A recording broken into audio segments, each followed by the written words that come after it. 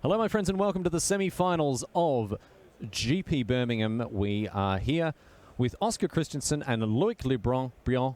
These guys have made it all the way to the top four. Moraine Libert is in the booth alongside me, Riley Knight, to take you through our final, four competitors here after a massive weekend. Moraine, we've whittled it down to 8 and now down to 4, and all of these guys are going to be hungry for that trophy. Over 500 made it into day 2. Only 4 are standing after the quarterfinals. Oscar Christensen, Loic Briand, Steve Atto from Luxembourg, a very strong performance by him once again, and from Spain, Alberto Galicia.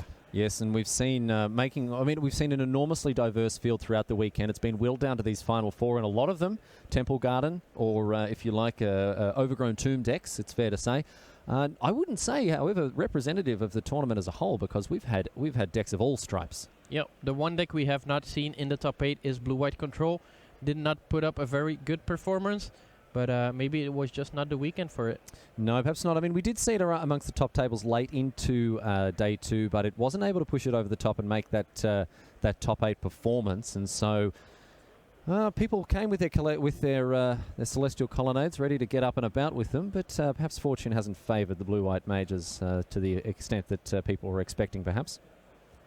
Oscar Christensen and Loic Briand here. Looks like they're getting involved with some mulligans before they can begin. You asked me at the beginning, do I bolt the Birds of Paradise if he goes for his bolt? If he's on a mulligan to 5, I snap bolt it. Every time? Yeah. Every time. Well, we already have discussed the role that the burn player has to take here.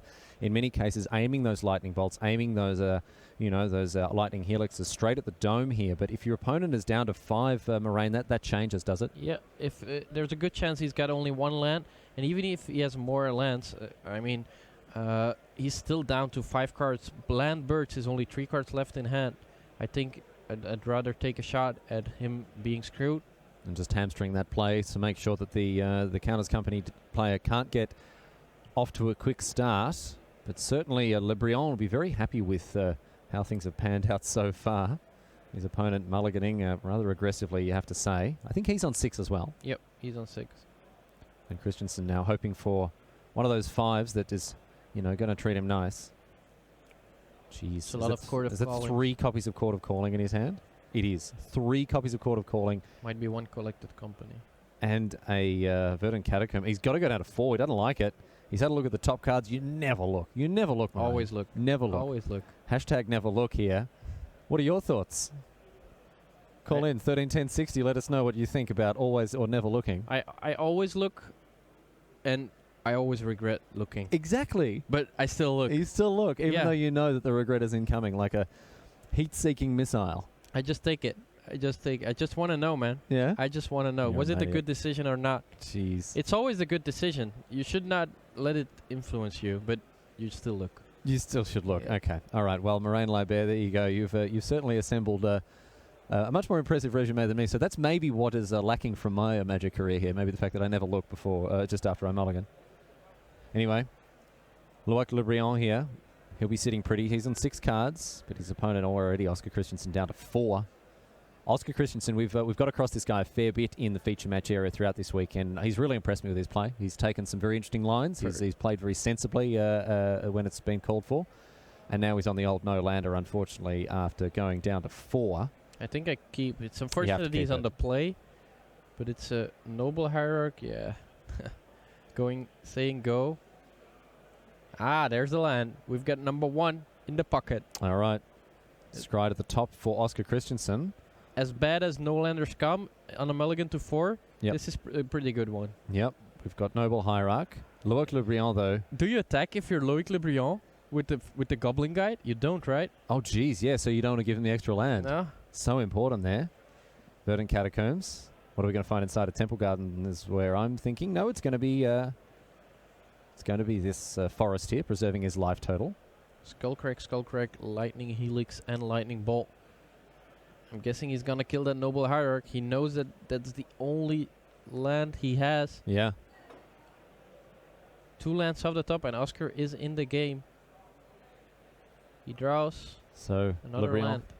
We talked about this exact scenario, whether those burn spells do get pointed at the creatures, and I think Le Briand in a real position to turn the screws in his opponent and punish him for this mulligan even further, and it is Lightning Helix at the Noble Hierarch Moraine, just like you drew it up. I'm still not sure if it's the right call, because he does have this. Yeah, you don't want your opponent to play a turn 2 Kitchen Finks. You just got to do it. It's a little bit hard because he does have a lot of lands in hand. He's got 2 more lands or 3 more lands, so he's got a lot of damage to deal this turn. One thing that's always perplexed me about Lightning Helix and this version of the art, is she being hit by it or is she casting it? She's obviously casting. I don't think it's obvious that she's casting it. She looks really unhappy. It looks like she's just been hitting the scone by one, to be honest. Look at that, she's going, I'm dead. Speaking of dead, Oscar Christensen on 1. There we go. That's much more. Oh, no, but maybe Ajani's being hit by it as well. Well, look, this is a battle rage. Rage is not the answer. Rage followed by Fitting Vengeance is the answer. Yeah. So he's definitely casting it. That sounds like the words of a Sith to me, to be honest. Lava Spike, getcha. 16. It's a start. And ships the turn. Oscar Christensen, his deck refusing to cooperate. Skullcrack as well. Get you to 13 now. And Loic Le Briand just having to go through the motions here, Moraine. Yeah. 13 divided by 3 is 4.333. Mm-hmm. So he needs 5 more of these to get things done. And still no play for Christensen. Geez, not only 3 consecutive bad hands, mulligan to 6 and then 5. He's also hasn't drawn a second land. It's going to be Goblin there. Guide. Oh! Snags it. No worries. Look 11. at that. Down to 11 now. He's found his second land. It's going to be 10 if he cracks that. Mm-hmm. How many basic lands does he play? Because cracking here is not really what he'll be doing. He doesn't have basic planes. No. 3 forests, however, so he can continue to painlessly develop his mana. There is the Goblin Guide. The best card in Magic, according to some. Not even close. Look at that scout. I also love this picture. Yeah. Although It's like, guys, come here. It's fine. Where's the lantern? Yeah, he doesn't have. He's changed it for a little map here. Look how many maps he's got, though. What if it rains? He's been all over the world. He yeah. needs a lot of maps. Yeah. This guy, his maps are all over the shop as well. He doesn't take care of them, does he? Skullcrack. Put you at 8. I think all the way down to 7 now after that fetch land activation. Devoted Attack is Druid. 5. Does he have... He's got a lightning bolt? Le Briand up to 22 after we've seen a Lightning Helix. Another attack for Goblin Guide. And... Oh, look at this. Oscar Christensen, the luckiest man alive when it comes to his Goblin Guide triggers. He might actually block here. I think the block is the right choice. Go on. Because you stay at 7, so Double Bolt doesn't kill you, which is very likely because Loic still has 4 cards, and then you can play the Kitchen Finks, gain 2. And Loic has already played 2 Skullcracks, so what is the chance that he has a 3rd copy? Okay. Christensen having a think about probably exactly the same things you're saying here, Moraine. Although, if you don't block, you do have the kill next turn, because there's the Vizier, but he's gonna block. Yeah, he's definitely playing to his outs. Loic is a little bit land flooded. Yep. Lightning Bolt, land, and Skullcrack in hand.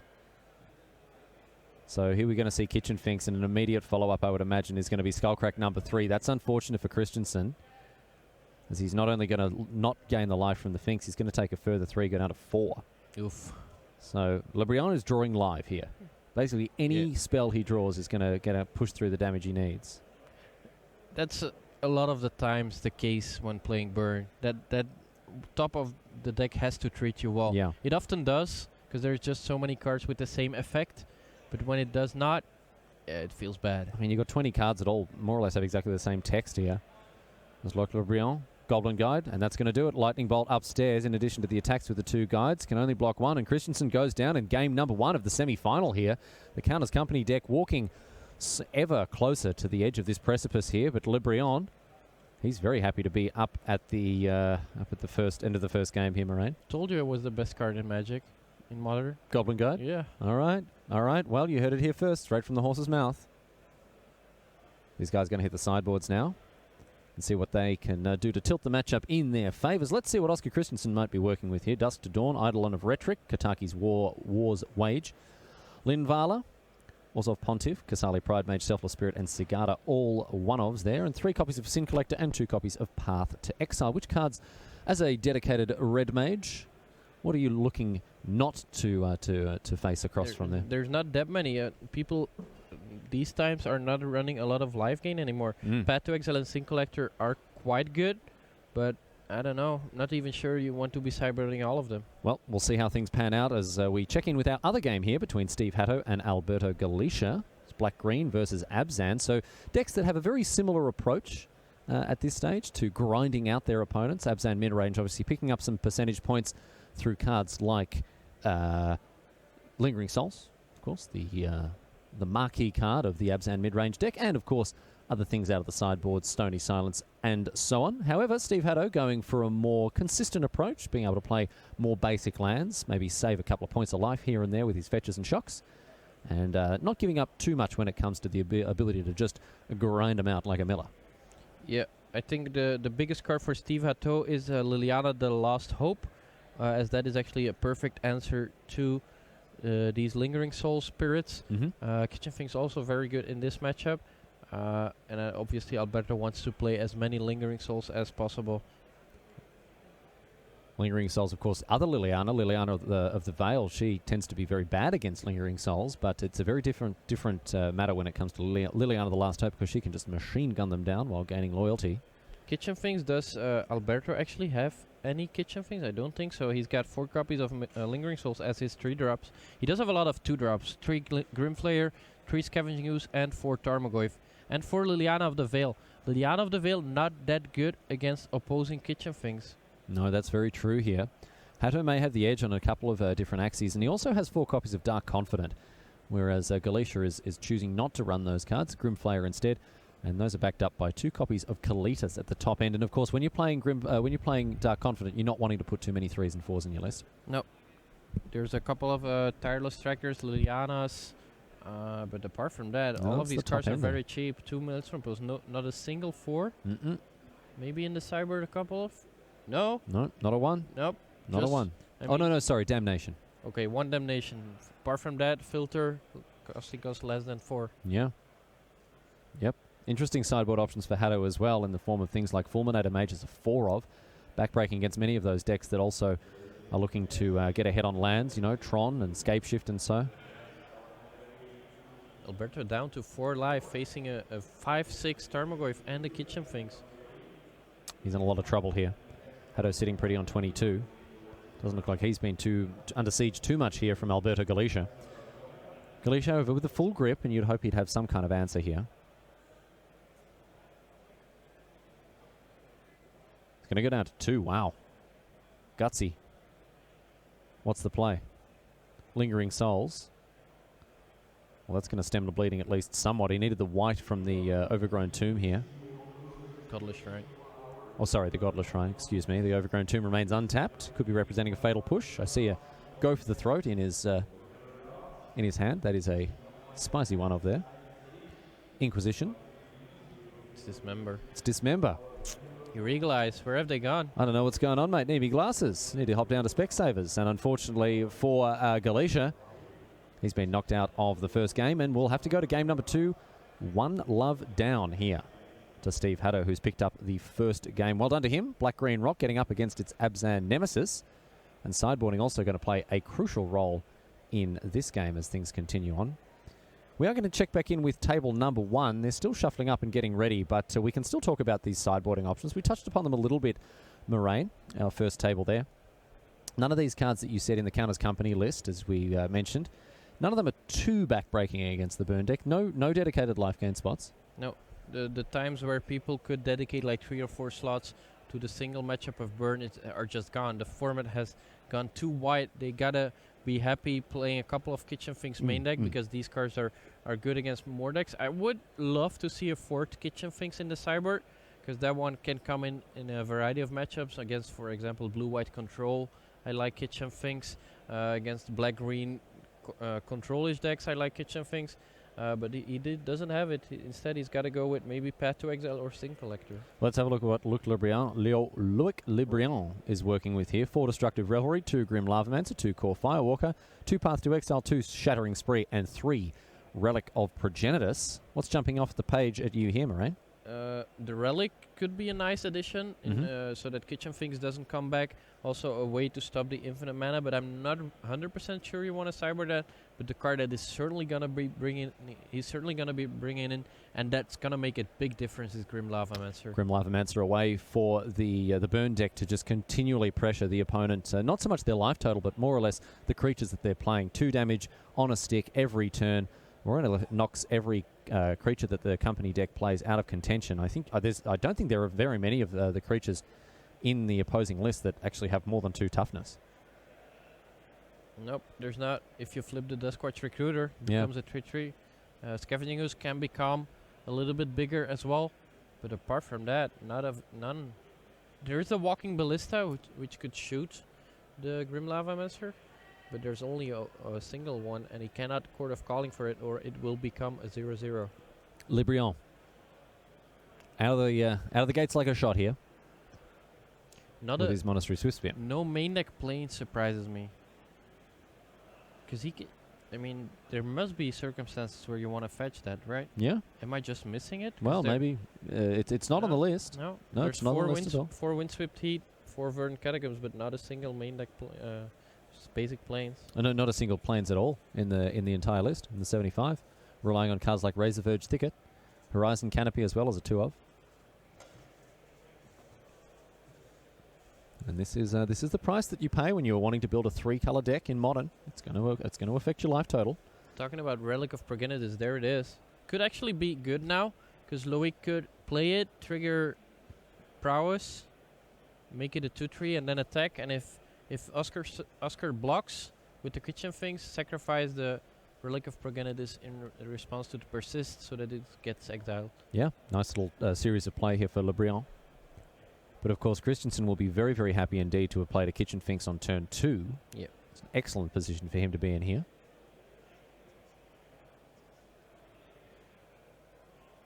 He does have the Shrine, so he kept that card. A bit surprised by that. I do like the combo between Swift Spear and Shrine, because you do really want to play that non-creature spell on turn 2. And this one, yeah, it's no waste. It's gonna gain you more value. He's actually got the triple Swift Spear. Triple Swift Spear. But yeah, you don't want a triple Swift Spear if your opponent has Kitchen Finks. So maybe Relic plus Swift Spear, but that means the Kitchen Finks would come back. This is a tough turn already for Loic. Well, I like playing Relic, attack for 2, and then play the second Swift Spear. You cannot play the second Swift Spear and just say go. I don't like that. Relic comes down, immediately exiles the Verdant Catacombs. Or maybe I would have just... And no attacks. I'm not sure. Wow. This is weird. I don't like this play. Well, because he's not using his second mana. If this was his plan, then he should have just played the Shrine, I think, and start ticking that up. No, not meaningfully affecting the board with his Relic of Progenitus, and obviously Librion will be hoping to snipe that Kitchen Finks when it hits the bin eventually, but that means he's going to keep up 1 mana more or less all the time in positions where he's wanting to do that, and that, as you say, Moraine, can be very tricky.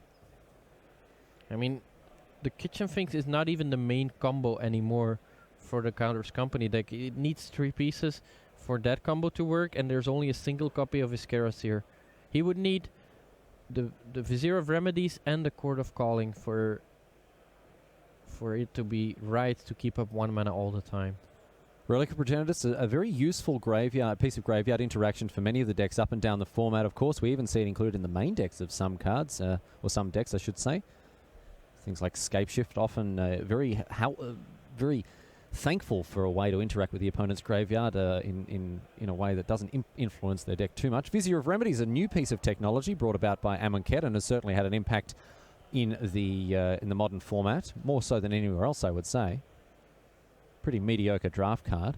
Yeah, it's often you get to see these things. I mean, cards like Grimflayer. Well, Grimflayer is at least good in Standard too, but it's often cards that cost 2 or less that make an impact in modern or vintage. These are the ones that people certainly have their eye on. When these cards are first released and announced, you have a look at them. If it costs 2 or fewer, I know that's what happens, with the Commander set that was recently announced, and we've been looking through all of the previews for that. And immediately the first thing we look at is, does it cost 2? Does it cost 1? Is this going to be playable in Legacy? Because the cost of the card is so important in these older formats when, the game is often decided in the opening turns. Yeah, and this is a tough game for Loic. He was on the draw facing a turn 2 Kitchen Finks. This means that the burn plan is probably not going to be very good, and skipping his second turn there is very bad news. He's going to go for that game, never going to tap out. It's not, I don't think that's a winning line. It's giving your opponent so much time. And Christensen's going to take advantage of that time now and use a Court of Calling here for 2. He's beginning to put together the pieces he needs. Sagata in his hand as well. Wow, bringing in a 5/5 Flying Angel that costs 5 against Burn Moraine. Your thoughts? Weird, but it could prove to be good. Yeah, I don't know. Now he's going to be able to untap and play it. It's a very fast clock. So, Devoted Druid is the play for Christensen. And you're right in saying that. I mean, Sagata, one of the toughest and most resilient threats in the entire format, really. So difficult to get rid of her outside of some kind of sweeper.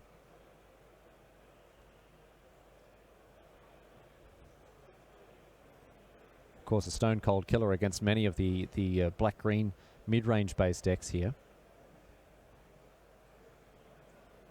And Christensen has the opportunity to dump her onto the battlefield right now. And he's certainly going to do that. Attack with the Kitchen Finks and then play the Cigar. It means that Swift Spear not attacking anytime soon. And might actually mean that he's even winning the race against Bolt in a couple of turns. He's got Helix, Bolt. His hand doesn't even have that much. Oh, he doesn't even have Bolt. So he's once again not going to use that second land.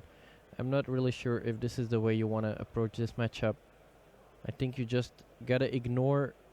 I mean, the Relic of Progenitus, it's just wasting so much time.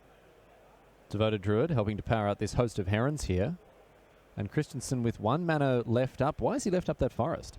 He's going to play another creature. I think he's got a Recruiter in hand. So land Recruiter just adds some more pressure to the board.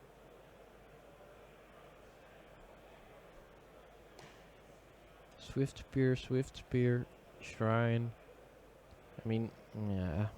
And now a Recruiter. And a Recruiter comes down. So all 3 basic forests in play here for Christensen. There is the host of herons, as you see, with hexproof and a clause that prevents your opponents making you from sacrificing creatures. Means that, geez, she hits hard, she hits fast, and very, very resilient. Very hard to get rid of indeed. Rift Bolt coming down. Rift Bolt. I mean, he's at 16. He can. This is another race he can win. Duskwatch Recruiter. Can the Swift Sphere grow to 5 this turn? It's 2 now. Lava Spike 3. No, it cannot. Maybe Boros Charm. Give it double strike. Yeah, getcha. I think you just take it though, don't you? If he attacks with the Taylor Swift Spear? Taylor Swift Spear? You take it. I would block. No.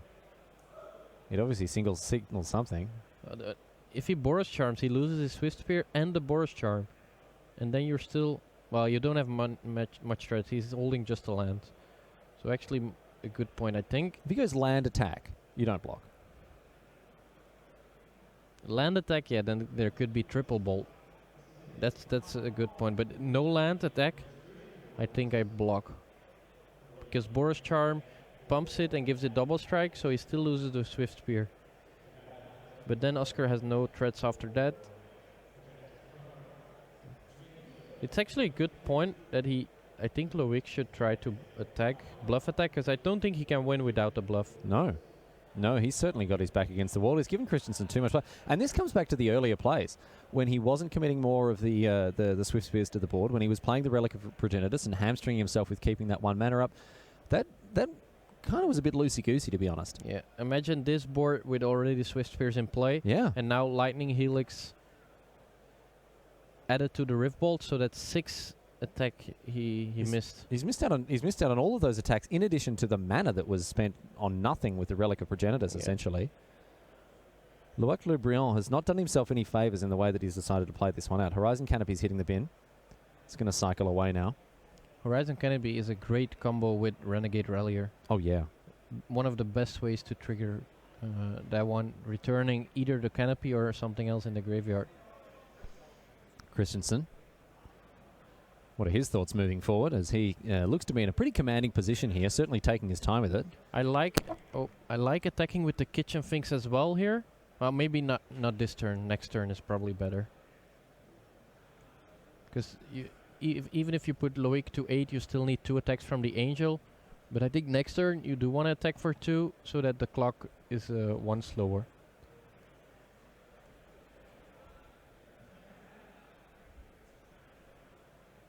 So, Sagata getting busy here, getting frisky. And knocks Le Briand down to 11. Loic is not dead.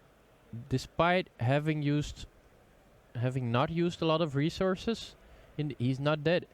He can attack for 6 here. These triple Swift Spears will do a lot of work. Lava Spike you, down to 14. 14. Attack. If the Kitchen Finks blocks, you sacrifice the Relic. Attack with 2 of them. Only with 2? Okay. Is he gonna block? Well, oh wow. Straight up block with the Kitchen Finks here. Some very surprising plays. I mean, I guess you could see the block because you don't want to go down to less than 5. But are you even winning the race if you don't attack? You're only attacking for 2 right now. So everything's exiled and that Kitchen Finks doesn't come back. Oscar is still at 12. Got 2 chumpers in the form of Birds of Paradise and Devoted Druid. He's got to make sure he kills Oscar in 3 turns. There's no way out. The Sigara is going to kill him with 3 attacks. And it's back to Christensen now as he considers if he's got anything to do. He does not. And it's going to be him untapping and drawing. He does have Gavany Township, right? Gavany Township in hand in addition to Noble Hierarch. Noble Hierarch. So it's 2 turns. Yeah. Noble Hierarch cast. No way there's going to be 12 damage with 2 blockers. And Gavany Township as well to pump up the team here. So attack for 7. Attack for 7 in the air. That's a huge swing here. 2 blockers. If you Searing Blaze, that's 9. Oscar would go down to 9. Then Lightning Bolt the other creature. And then attack for 6. So he's 2 damage short with Searing Blaze, land, Lightning Bolt. And you would think, wow, bringing in a 5-drop 5/5 flyer against a burn deck would be quite an interesting strategy here. But it's certainly paid dividends for Oscar Christensen as he has put his opponent within reach now of the Angel really completely overtaking the game and winning it for him, in fact.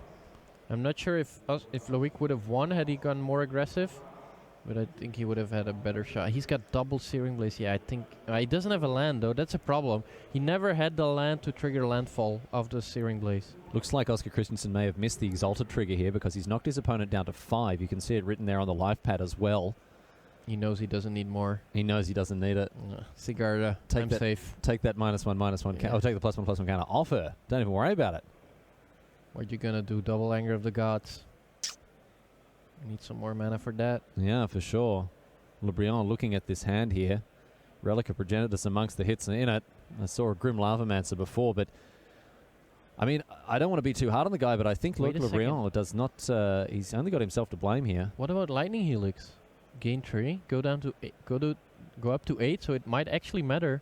Yeah. 6, another +1/+1, 7, and Noble Hierarch. It's still 8. He needs to remember the Exalted trigger this time because he only did 6 last turn. And once again, not attacking with the second Swift. This time, I think it is correct because you do need some blockers in case the Devoted Druid and Noble Hierarch get in as well. And Oscar Christensen looking to block here with a Bird's Paradise. A 1/2, of course, facing off against the opposing 1/2. Yeah, so I'm guessing we're going to see Lightning Helix here. Le Briand brings it to the front of his hand. Will he choose to deploy it? Yes, indeed. On the Noble Hierarch. Okay. It actually works. Well played this turn by Yeah. Loic. No more Exalted, so it means that the Sigarda is not lethal.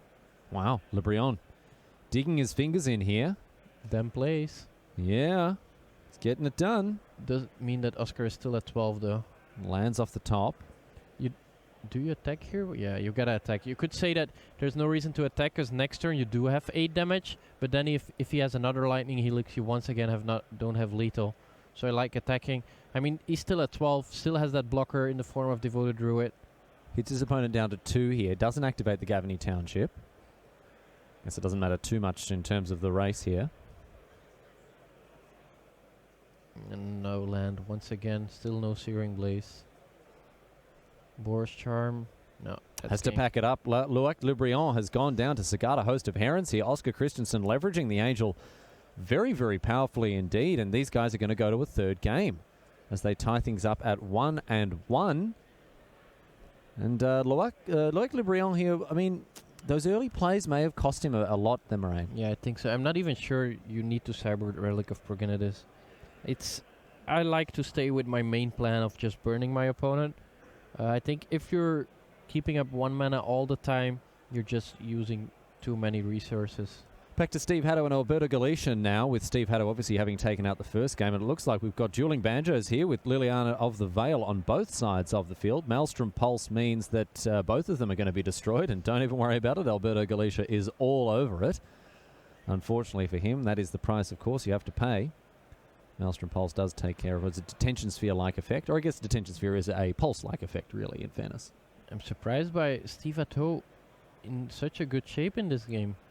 Once again, not already one Lingering Soul's gone, and he's still in very good shape. He's gonna Eternal Witness, back the Dark Confident, and Alberto is empty-handed. Wow, so this is a huge play here for Haddo as he's going to continue to develop his hand. And on 21 life, he's in a good position to do so. His build might actually, despite not having Lingering Souls, be slightly better in the mirror. I mean, he's got Dark Confidence, he's got Kitchen Finks, he's got Eternal Witness, all of these Tireless Trackers, all of these cards are very good in a matchup like this. He doesn't have the Lingering Souls, but he even has the answer in Liliana, the Last Hope, and has Scavenging Ooze. Both these players looking to grind. They're looking to get on that grind. It's Tony Hawk's Pro Skater, and they're looking to just grind like Bam Margera here. And this is what's happening with cards like Dark Confident, cards like Tireless Tracker, and, of course, Lingering Souls, the king of the grind. But right now, being outclassed by Steve Haddo. Nothing beats rock. No, that is rubbish. Paper, I don't know why paper beats rock. We need to form some sort of tribunal about that. Tarmogoyf coming back as well, thanks to Liliana, the Last Hope. And an extension of the hand from Alberto Galicia. Wow, he cannot beat what Steve Haddo had put together here. Can you smell what the rock is cooking, Moraine? The cock. Well, I'm so glad we don't have a dump button here, because Moraine Libert is opening his mouth to change feet here. Steve Haddo has done very well for himself, getting up and about and winning 2 games to love. Congratulations to him, and we'll be seeing him. Moraine Libert, he is our first finalist here at GP Birmingham. As we go back to our first table now, Oscar Christensen and Loic Le Briand at 1-1. These players, of course, are this close, Moraine. This close. Very close. To a finals berth. They're going to have to work hard to get there, however, because it is not over yet. Counters Company versus Burn. We've already seen the Burn deck. Well, it's gone up and down like a fiddler's elbow, really. We've seen it win, we've seen it lose, and Loic Le Briand is going to have to do a little bit better than last time to get himself across the line. Burn is on the play, though, this turn. So he's probably, I think he's slightly favored this time around. Yeah, it's going to make all the difference, of course, if Le Briand can come out with a quick start, something like a Goblin Guide on turn 1, then he's going to be in a good spot to punish his opponent. But Oscar Christensen, we've talked about this already, Moraine. Turn 3 kills a possibility, and not even that unlikely a possibility when it comes to cards like Collected Company, pushed off the back of things like Birds of Paradise and Noble Hierarch. Kitchen Finks, I think, though, the key card here for Christensen. Yeah, Kitchen Finks. I mean, we saw it on turn 2. That was just brutal. Even like Loic had the answer, well, the so-called answer in the form of Relic of Progenitus, but it actually meant that Oscar had a better game going on, because he had to keep up that 1 mana all the time. Yeah, and that really hamstrung him there, because we saw how much it ended up with Oscar Christensen drawing a long way ahead of his opponent as a result of that early sort of, I don't even want to call it a stumble, because it seemed to be quite deliberate. I didn't like the line, and he ended up being punished for it. Yeah, if he would have just played Swiftspear that turn, say go, and then the next turn make all of these Swiftspears the 3-4, that game would have been huge. I mean, I don't think he would have won, because he never drew that third land for Searing Blaze, but Yeah, it would certainly been a better play. It was still a very close game, right? Well, I think it was not as close as it could have been if Le Briand had really put his pedal to the metal there.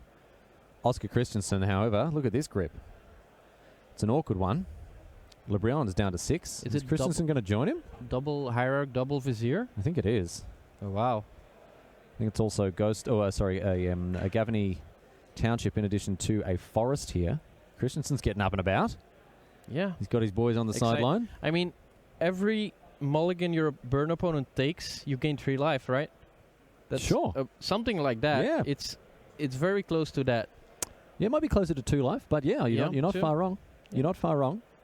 Because, of course, Le Briand is looking at a card that is about, I mean, more than half of it is cards that do 3 or 4 damage. And especially against this type of burn, where most of the cards have to go upstairs. Mm-hmm. There were burn lists in the past that could rely more on the creatures, but this burn list is really all in on hitting your face. It does have 4 Swiftspear for Goblin Guide and the Shrine of Burning Rage, but even the Shrine gets worse and worse. Oh, look at that. 4 lands. Oh, jeez. And a path to exile as well. Oh, and Lava Spike. This is not a winning strategy. I don't like sideboarding so many cards. Jeez. And this is brutal for Le Briand here. He's going to have to go down to 5 because, 4 lands, Path, and Lava Spike is just not where you want to be at all. I mean, Path, a pretty important piece of interaction when you're looking at a combo deck that needs instant speed answers. But, I mean, between all of your bolts and your Helices, do you really need a Path to exile? No, I don't think so. Especially because there's not even... I mean, there's the Kitchen Finks. That's the only good target for Path to exile. Yeah, but it's not even a good target because your opponent already gained 2 life. And is getting another land out of it as well. I mean, I don't hate Path to exile in the 75. I think it's really important. Death Shadow, Eldrazi, what have you. But I don't think you bring it in here. No, I don't. I agree. I don't think that's the right play here. And Le Briand's been punished for it because if that were 4 lands, Bolt and Spike, I mean, it's closer. It's closer, still not good, though. Still not good enough, says Moraine Libert, the famous mountain mage here. Your mulligans to 6 need to have maximum 3 lands, I guess. Right. Or at least creatures in the early game. This is looking better. This is looking better. This is a good hand. Yep. So Le Briand will be looking for another land off the top, of course, but things at least looking a little bit hotter than they were before. It's got a nice range of burn spells and an Inspiring Vantage to power them out with here. And it's going to stay on top very firmly placed on top there. Swift Spirits get in. This time around, they're going to attack. There we go. She knew Christensen was trouble the moment that he walked in, and she's going to punish him for it. 1 damage already coming across with Noble Hierarch, the follow-up play for Christensen on his first turn. And both plays, wow, doing exceptionally well here. Le Briand is coming out of the gates in a major way. Look at this. Swiftspear back in for 2. Yeah. 14, 6 damage by turn 2. He's going very well, Le Briand, but of course Christensen did not have to take the double mulligan and does have a group full of cards. Noble Hierarch number 2 coming down, and we're going to see a fetch land. And don't be too fast to fetch against burn, because a card like Goblin Guide, actually you want to fetch after the reveal, because sometimes you want to keep the card, sometimes you don't. It gives you another option. Yes, a little sort of scry-esque like ability against the old Goblin Guide. But in this point here, Christensen is developing reasonably well. That Searing Blaze is a real spanner in his works. Yep. But Le Briand is in a position where he may begin to run out of fuel. Oh, he's got Lava Spike and Rift Bolt. He's getting in for 5 once again. Rift Bolt at the ready. Oscar at 9. This is the perfect draw. This is the perfect mulligan to 5. Yeah, wow. And a Boros Charm as well, sitting in hand of Le Briand. So Christensen, I mean, he's going to need a Kitchen Finks. Yep, he is. He needs one very quickly here. Rift Bolt's going to come down next turn for another 3, which will power up Monastery Swiftspear for another point of prowess. In addition to that Boros Charm. Rift Bolt has always dreamed to be a Lightning Bolt. It's a sorcery Lightning Bolt. And here's Lava Spike as well. Court of Calling. He's 1 mana short of getting the Kitchen Finks. He could get Ooze. Vizier of Remedies. Oh, and a Kasali Pride Mage. But he does have next turn. He's got the kill. All right. Well, Loic has to think hard about this one. Lightning Bolt to the face. He's at Christensen is at 5. And then... But he just blocks, right? He's 1 mana short. He's 1 life short because the because the Rift Bolt goes to the head, in addition to the Boros Charm. That puts him to 1. Yeah. So close. So close, and yet... Swift Spear attack, he's definitely gonna block Oscar. Oh, yeah. With the... I'm guessing with the... Kazali, and if he does not kill the Vizier with this card, his Boros Charm is not able to kill the Vizier either. Really, really tricky point of a decision-making here for LeBrion, and this is why we see Christensen playing very carefully with his fetch lands and so forth, because every point matters. We could see Christensen reduced to 1, but it's not enough. It is just not enough here. Christensen will be thanking his lucky stars that Gavany Township is not something like a Horizon Canopy. Oh, yeah. Oh, yeah. And he has only fetched once. That's also a big difference. I mean, LeBrion, what a 5-card hand he had. If he draws Searing Blade, no, he doesn't have Landfall. If he kills the Vizier here, attacks, Oscar is probably going to block. Thing is, Oscar doesn't have the kill next turn though, because Devoted Druid will have Summoning Sickness. So I think you have to go to the face. Rift Bolt now. I like going to the face here. It's going to go upstairs. LeBrion knocking Christensen down to 5. Draws. Finds. Udia. Didn't get a look at it. Took it just off screen. He knows how to squeeze. Attack. Monastery Swift Spear coming into 2 now. 2-3. You got to block. You might even double block. Christensen has to block here, otherwise he is stone cold dead ski. Problem is if he double blocks, he cannot go for Kitchen Finks with his court. He needs the... He should actually block with the Vizier, right? Because otherwise he doesn't have triple green for the Court of Calling. Yep, well played. Blocks with the Vizier here. If he blocks with the Kazali, he doesn't have triple green to get Kitchen Finks. And LeBrion ships the turn. Wow. This one poised on a knife edge here. And he's got another Vizier in hand, of course. Gavany Township, as well as a Duskwatch Recruiter. Can he play it? Yeah, he can play it. Land. Gavany Township is not legendary. So play the Duskwatch Recruiter, say go. And then instant speed, flash in the Kitchen Finks. Yeah, if needed. I mean, do you just do it as soon as LeBrion taps out to play around a Skullcrack? Yeah, probably. He's not going to play the Recruiter. Doesn't play the Recruiter here. Ooh, he's got the Skullcrack as well. Boros Charm gets you down to 1 here. Does he have anything that gains him more than 2 life? He's down to 4. What is he going to get? Are we going to see a remarkable turnaround? Kitchen Finks takes him up to 3. It's for 3. But LeBrion can untap and play a Skullcrack after a mulligan to 5. Look, LeBrion pulls out one of the most incredible victories we've seen from a burn deck in a very long time. Oscar Christensen, he thought he was in it to win it, up and about as we welcome you back to the booth, but in an incredible turnaround. Wow. Mulligans to 5, they win PTs, they certainly win GPs. That's the way it goes. Incredible. I mean, if you're packing mountains, apparently the way to go is to just get yourself down to 5 cards, because that is all you need. Wow. We looked at that 6-card hand. The 4 lands, the 2 spells, not good enough. Sends it back, picks up the 1 lander, good to go. He did not draw a single cyber card in the mulligan to 5. There you go. That was Don't need the sideboard. Yeah. Chuck him out. Straight in the bin. But that was an incredibly well-navigated piece of magic there from LeBrion.